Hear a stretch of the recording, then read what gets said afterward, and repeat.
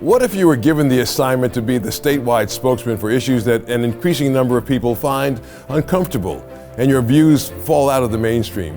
What if you were the one who was called on to daily defend your views on virtually every cultural hotspot, from life and marriage and family to education of children to adoption and divorce laws to gambling to public and private education and so many other too hot to talk about issues? And should you choose to accept the mission, how do you do it without giving up hope, turning sour, and giving up? Tonight on State of Independence, you'll meet someone who, after decades of speaking up for seemingly lost or difficult causes, is still a cheerful and optimistic guy. Stay with us.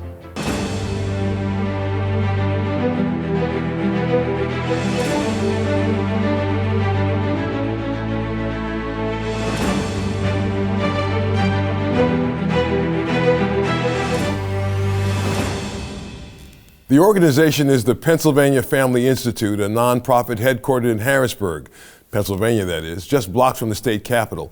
Their mission sounds anything but controversial. Here it is: to strengthen families by restoring to public life the traditional foundational principles and values essential for the well-being of society. They exist to promote respect for life, family, marriage, and religious liberty.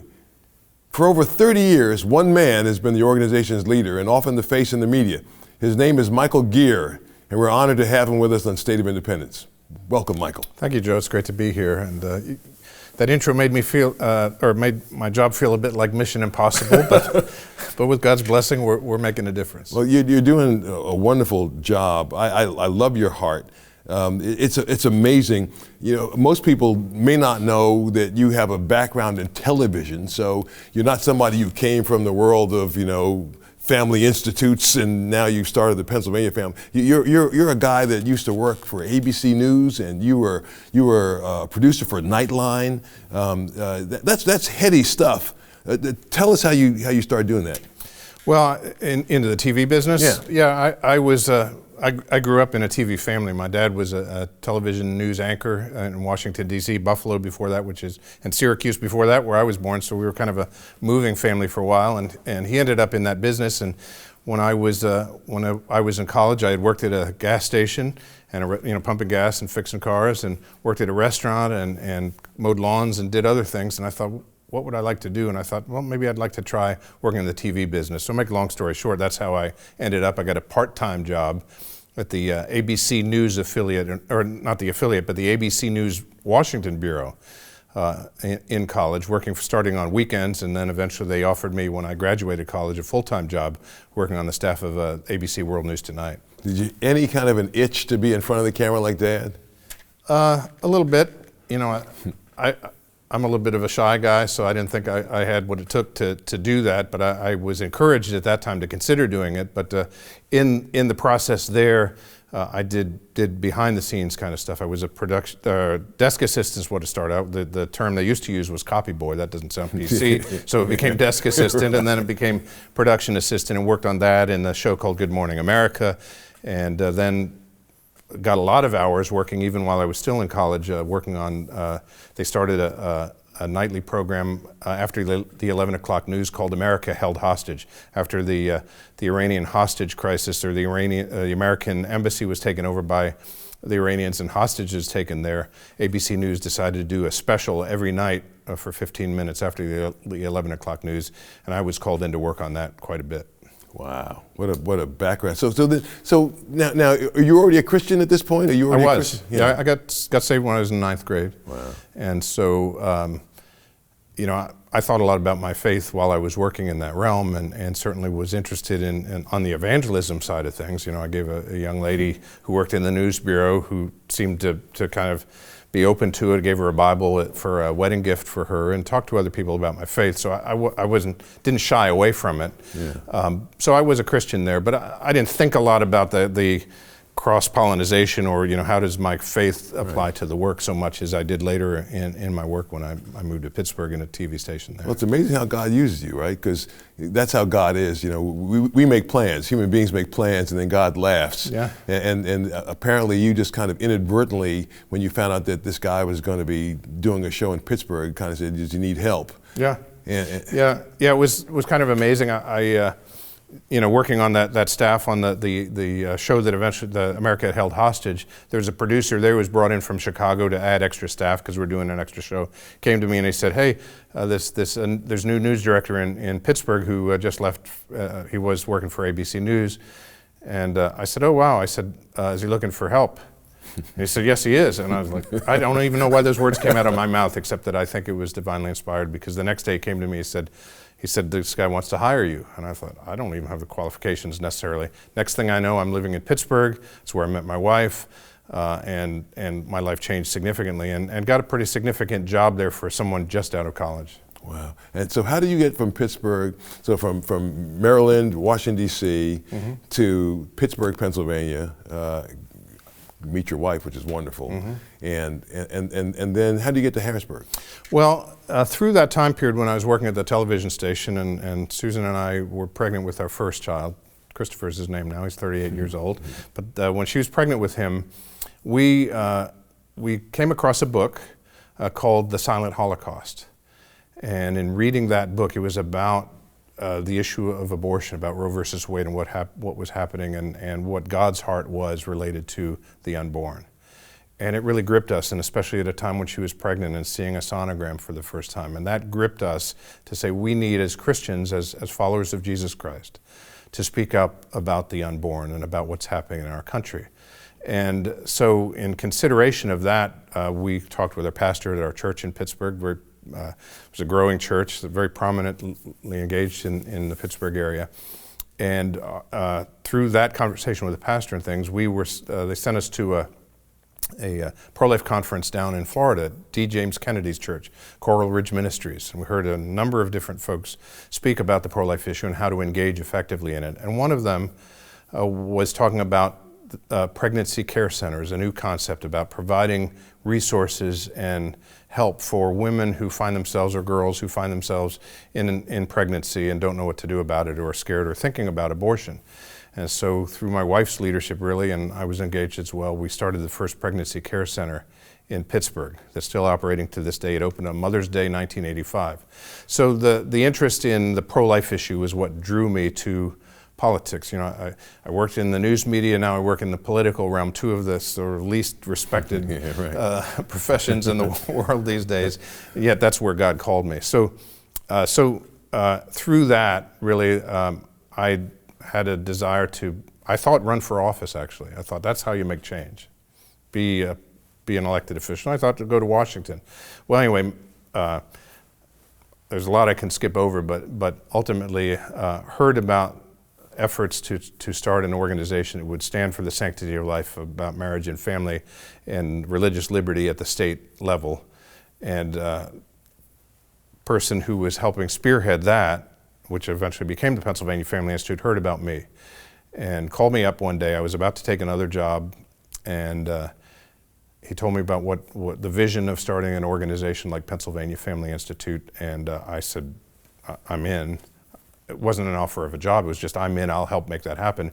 Because I realized through schooling and through other things, as an American and as a Christian and understanding our system, that so much that impacts us on issues like life and marriage and religious liberty those decisions are made at the state and local level. Everybody thinks about what's going on in Washington, that's where we pay attention.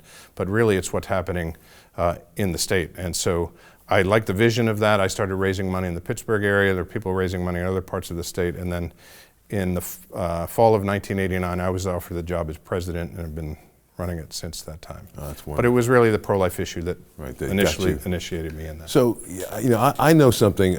There are a lot of people who may not be political who watch this show, but they do understand family. Mm-hmm. They understand that. I know even in my own life, my parents weren't overtly political people, but they were smart enough to know what the absence of family meant, because they both grew up in broken homes without the love of a mother and a father.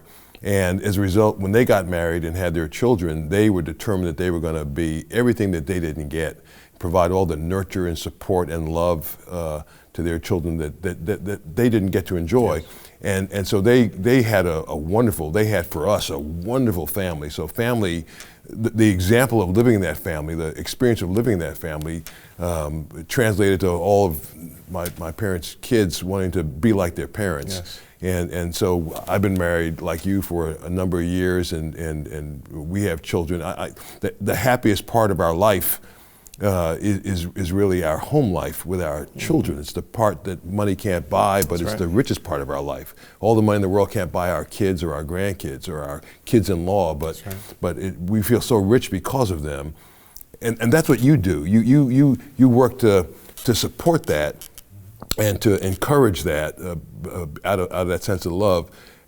The abortion issue is easily one of the most contentious issues. Yes. In the country, if not the world, and it's really been an issue that divides people. Yeah. So and obviously you know this challenge.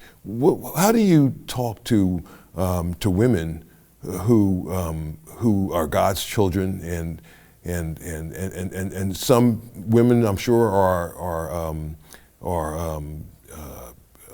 would call themselves Christian women. Mm-hmm. What do you say to women who say, well, you know what, Michael, you're a nice guy and all, but don't tell me what to do with my body. It's my body. I can do what I want with it. Mm-hmm. And I don't see anything in God's word that says that I don't have control of my own body. And even if it does, this is the 21st century.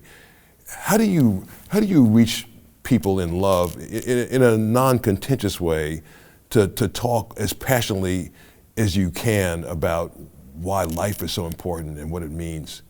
Well, it is one of the most challenging topics, that faces our country. And we've been polarized as a nation as a result of the Roe versus Wade decision, which basically was a set of judges who took it out of the hands of everybody. So, people are saying, we don't want a group of males deciding what women can do with their bodies. Well, that was what that was with the Roe versus Wade decision, was a group of 7 justices in the United States Supreme Court, old lawyers, who made the decision for every state to say this is the way it's going to be.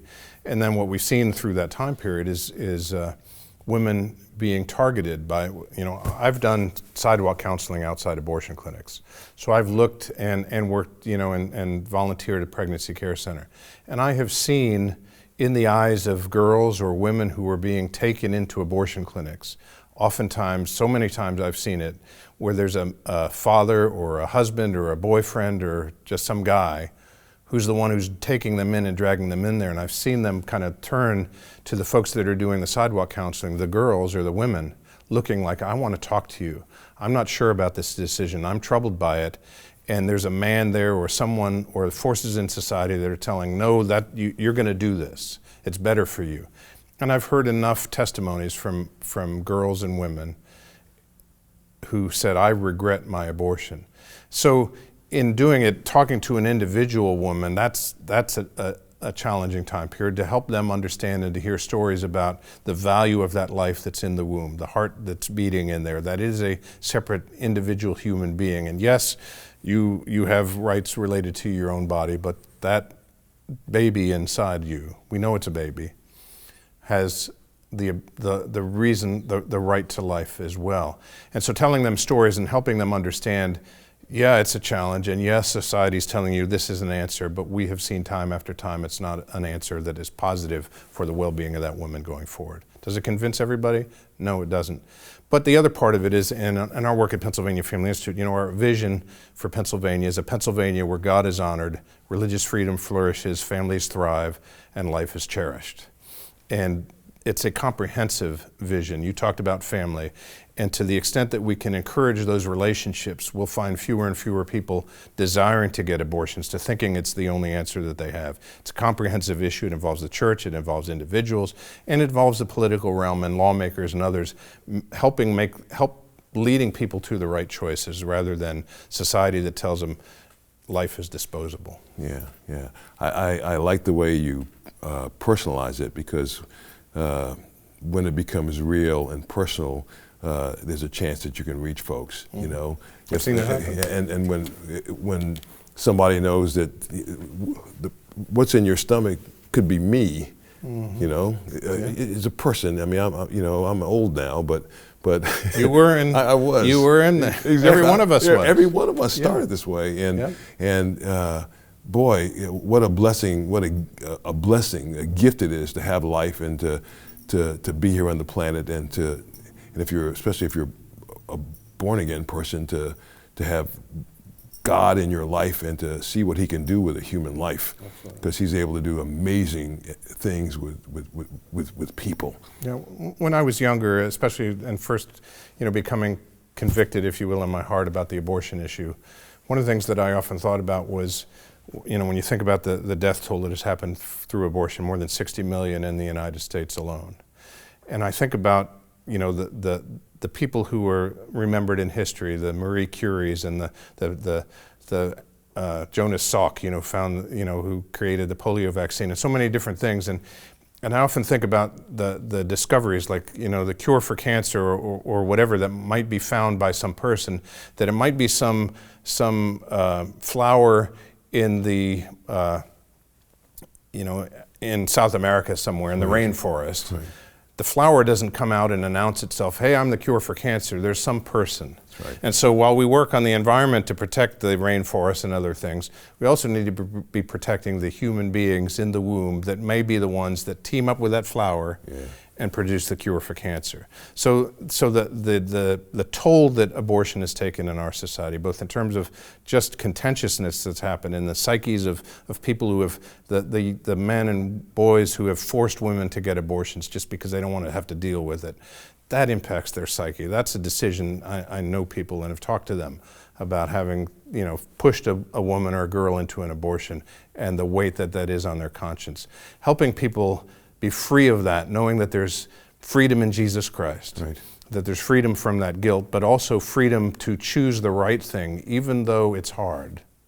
God will be with you when you make that right choice. Given the fact that the conversation is so contentious in politics, in Harrisburg and other state capitals and in D.C., if in a perfect world you could change that conversation or at least allow for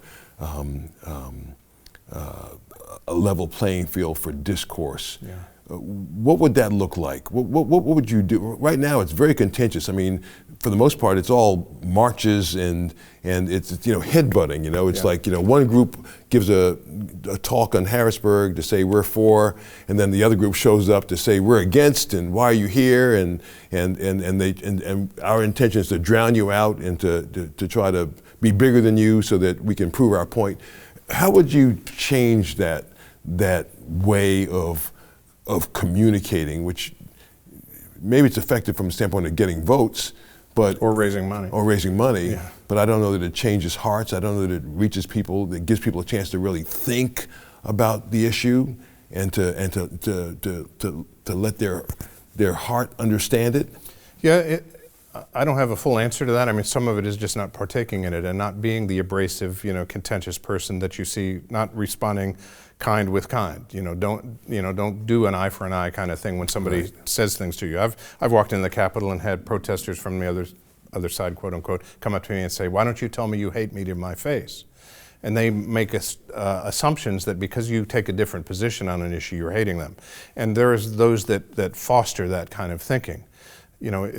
So one of it is to just realize that when people are reacting to you in a certain way, it's because they've been trained or taught by society to react. And it's not about you personally.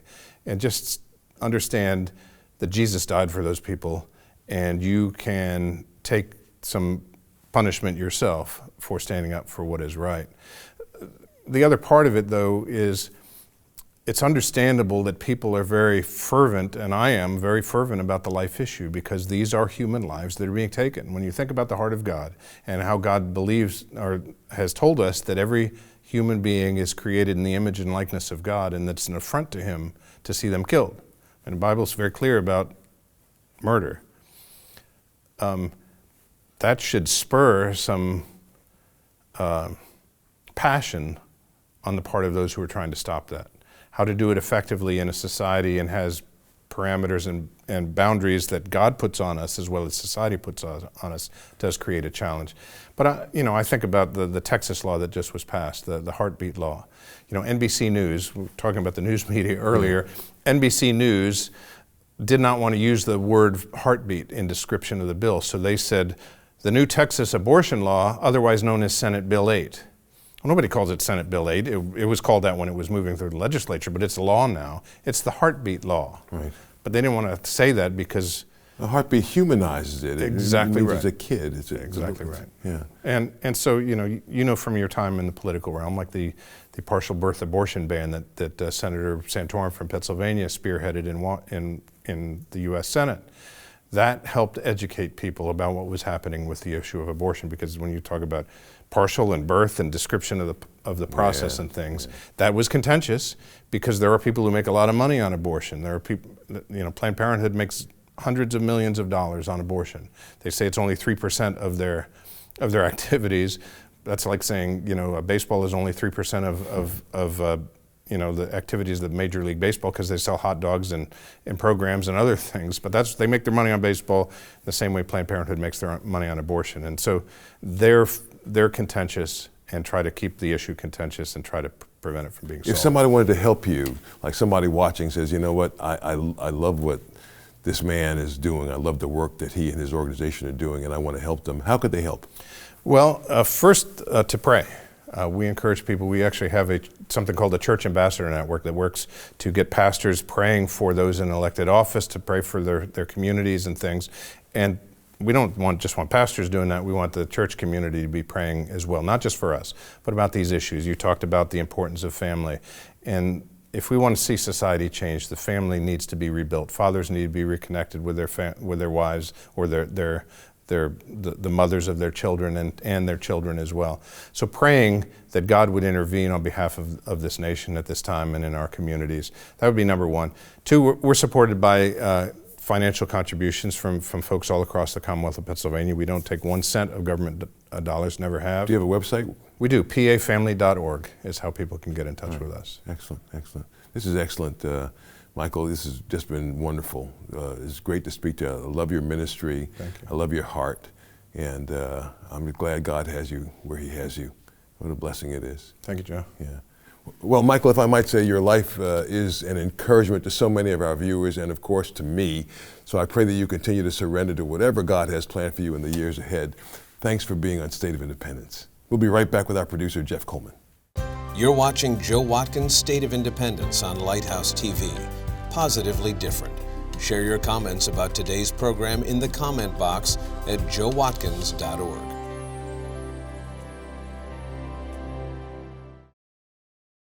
Well, when the issues are the most contentious and potentially divided, that's when you want someone who not only claims to be a Christian, but acts like one too. Yes, you can disagree with someone on an issue as emotional as abortion or a decision as personal as where your child goes to school, but you don't have to leave Christ's spirit behind. That's the challenge for me, and maybe for you too, to be able to find ways to discuss issues in a persuasive, loving way. That's what Michael Geer does so well. Let's talk to Jeff Coleman, our producer. Well, Michael is one of the interesting people. One of the things that we try to do as we structure this program is find people who are working to persuade and convince and not just shout the party line, and not just saying the political party line, but on any public policy issue. And what you do have, and Michael talked about it, is you have people that identify in a particular category, and what seems to be hard is to be willing to have the intellectual honesty to say, I changed my mind. Right. I feel very differently about this because I listen. And it takes a listener and the speaker to have an agreement to say, I'm willing to trust you. And you get that by the way that you act. And I think many people disqualify themselves in the public square. You found this out, Joe, because they don't invite people into the conversation. Michael does, and I think he does it very well. A lot of people think that noise is what wins the argument. If I'm louder than you are, if I can drown you out, if I don't give you a chance to get your points across, that I've won. And that's not necessarily the case. I certainly love the way Michael Geer approaches this. I mean, I think he approaches this in just the right way, with just the right heart, with a Christian heart, a Christian spirit, like we were talking about. But that's the hard part in all this. Yeah, I wanted to ask you, as I was thinking about this too, you spent some time on some national cable networks, and your job was to go onto that network and create sparks. Yeah. How did you balance that identity as a Christian, and you're a pastor, and you're a husband and a father? You have this identity that isn't just for that half an hour that you're on CNN or MSNBC. How did you achieve that balance of being who you were, but still being interesting to listen to on the air? Not so well is the answer. The challenge for everybody on TV is to be able to balance ambition with who you are in Christ. And you want to be God's person. You want God's Spirit to be seen in you by how you conduct yourself. And oftentimes what wins in television is, like you said, sparks, it's noise, it's the capacity to get the audience's attention.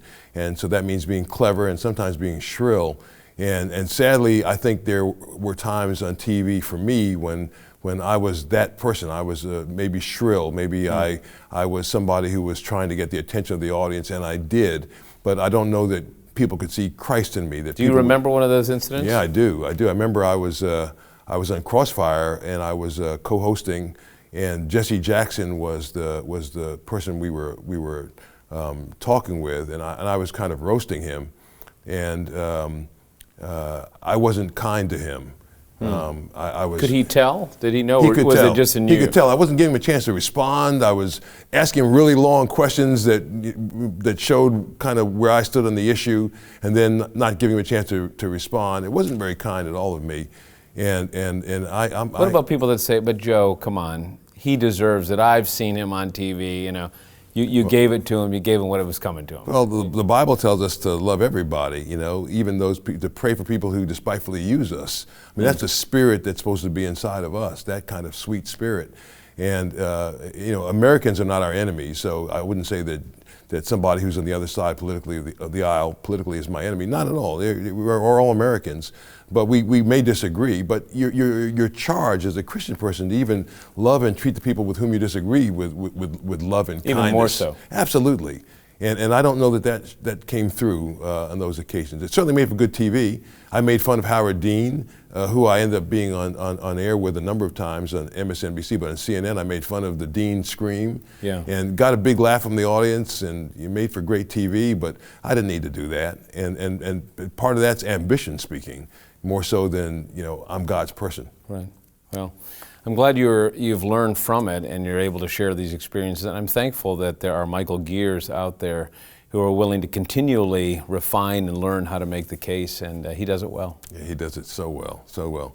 Well, that's all the time we have for this week's program. Like every show we bring you each week, today's conversation is designed to encourage you to trust God where you are, to say, "Here am I, send me, I'm in." And to equip you to love the Lord your God with all of your heart, soul, mind, and strength, and your neighbor as you love yourself. Thanks to Michael Geer and his team at Pennsylvania Family Institute. If you have a minute, drop me a line if you enjoyed this program in the comment box at joewatkins.org. I read and reply to every one of them. From America's first capital, Philadelphia, I'm Joe Watkins. God willing, I'll see you next week. It was a good program. Great program. So grateful for the work that he does. And it's hard work. It's not popular, it's hard work, but... Joe Watkins' State of Independence is a production of Lighthouse TV, positively different. Made possible in part because of the support of viewers like you.